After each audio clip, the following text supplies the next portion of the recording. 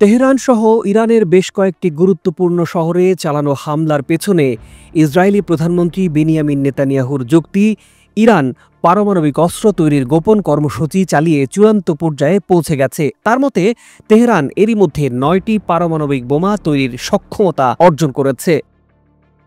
আন্তর্জাতিক বিভিন্ন মহলে প্রশ্ন উঠতে শুরু করেছে, নেতানিয়াহুর এই দাবি ঠিক কতটা নির্ভরযোগ্য, আর এই হামলার প্রকৃত উদ্দেশ্যই বাকি।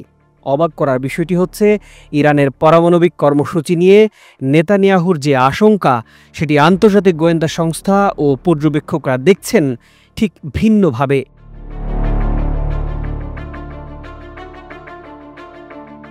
যুক্তরাষ্ট্রের জাতীয় গোয়েন্দা পরিচালক তুলসী গ্যাবার্ড মার্চ মাসে জানিয়েছিলেন, মার্কিন গোয়েন্দা বিশ্লেষণে ইরান পারমাণবিক অস্ত্র নির্মাণে সক্রিয় নয়। তবে তিনি সতর্ক করে জানিয়েছিলেন, ইরানের ইউরেনিয়াম সমৃদ্ধকরণ বর্তমানে এমন এক স্তরে পৌঁছেছে যা পরমাণু অস্ত্রবিহীন যে কোনো দেশের ক্ষেত্রে নজিরবিহীন। অন্যদিকে জাতিসংঘের পারমাণবিক পর্যবেক্ষক সংস্থা IAEA নিজেদের সর্বশেষ প্রতিবেদনেও একই সুরে কথা বলেছে। এই সংস্থা নিশ্চিত করেছে, ইরান বর্তমানে 60% মাত্রায় ইউরেনিয়াম সমৃদ্ধ করছে, যা অস্ত্র বানানোর জন্য প্রয়োজনীয় 90%-এর কাছাকাছি হলেও একে সরাসরি অস্ত্র তৈরির উদ্দেশ্য হিসেবে দেখা যায় না। এছাড়া ইরান অতীতে আমাদ নামে একটি গোপন পারমাণবিক প্রকল্প চালিয়েছিল, যা 2003 সালের পর বন্ধ হয়ে গেছে বলেই ধারণা করা হয়। তবুও জাতিসংঘ সংস্থাটি বলছে, ইরান এখনও কিছু গুরুত্বপূর্ণ তথ্য গোপন করছে এবং কয়েকটি সন্দেহজনক স্থানে তদন্তে বাধা দিচ্ছে।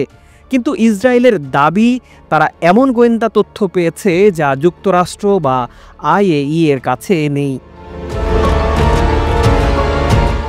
আর এই তথ্যের ভিত্তিতেই ইসরায়েল আগাম হামলা চালিয়েছে তেহরানে। নেতানিয়াহুর এই সিদ্ধান্তের পেছনে রাজনৈতিক স্বার্থ আছে। ওয়াশিংটন ও তেহরানের মধ্যে যখন নতুন করে পারমাণবিক চুক্তি হওয়ার সম্ভাবনা ঠিক জোরালো হচ্ছিল, তখনই এই হামলা সেই প্রচেষ্টাকে ঠেকানোর একটি পন্থাও হতে পারে বলে মনে করেন কেউ কেউ।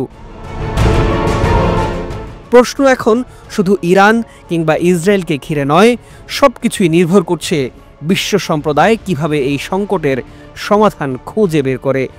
বোমা তৈরির আতঙ্কে মধ্যপ্রাচ্যের আকাশে যে আগুন জ্বলছে, তা হয়তো নিভে যাবে কূটনৈতিক আলোচনার মাধ্যমেই, এমনটি প্রত্যাশা করেন সাধারণ মানুষ। প্রিয় দর্শক, ইসরায়েল ও ইরানের সবশেষ যুদ্ধের খবরাখবর জানতে চ্যানেলটি সাবস্ক্রাইব করে আমাদের সাথেই থাকুন।